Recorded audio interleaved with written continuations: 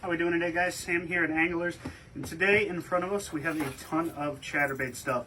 Now, if you haven't heard of the chatterbait, over the past few years it has basically taken over not only the bass industry but the snake industry. There are tons of different brands out there that make them, and they're just really cool little baits. They have a little blade out here in front that's going to chatter back and forth. It creates a ton of vibration. You get the nice skirt, so it's going to pendulate in the water. It just looks really nice. It looks like a bait fish profile really well. So there are a couple things though. Chatterbaits can be a little finicky if you never fished with them. They got a lot of stuff going on. So to start out, I want to look at the blade.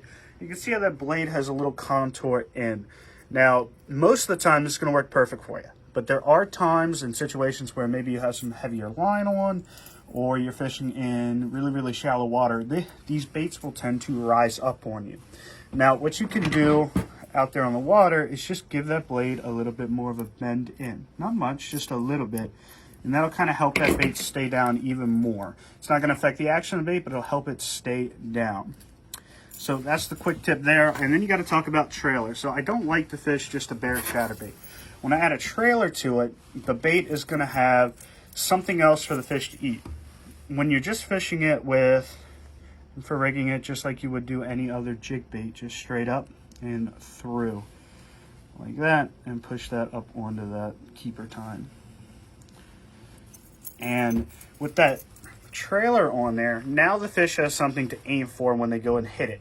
If you don't have that on there and you're just fishing like this, the biggest, most noisiest thing on there is going to be the blade. And a lot of times you'll have them hit the blade. If you've ever been cut off on a chatterbait by a snakehead, that's kind of why.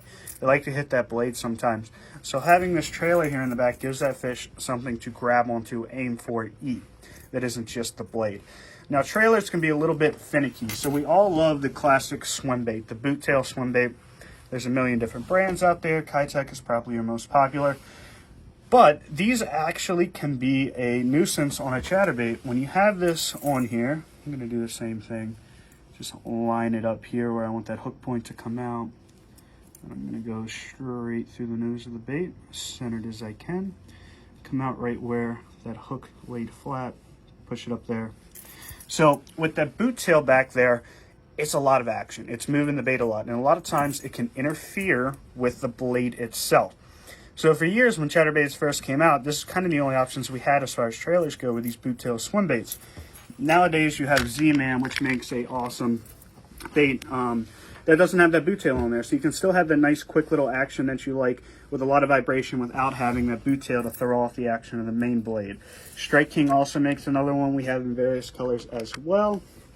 And the last thing we'll talk about is the creature baits. So you don't have to fish a paddle tail. A lot of times, especially in the bass world, or even some of the snakehead areas, there's crawfish in our river systems, stuff like that. And it's a great profile to have. It's something different. If you're in, say, Blackwater where there's 50 other people snakehead fishing right next to you, having something that's just a little bit different can be the key between catching fish and not catching fish. So don't hesitate not to throw like these kind of deals. However, there are some baits that you're going to run into the same thing. The crawfish will have like a boot tail on the end. You're going to throw that action off again.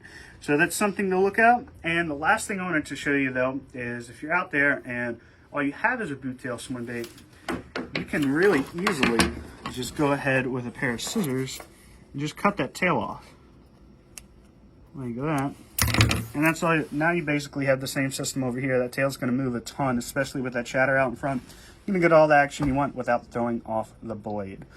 So, just gearing ready for spring. These are going to be on sale coming up at our big spring event coming up shortly. So, thank you guys for stopping by, and I hope this helps you out some. Thank you.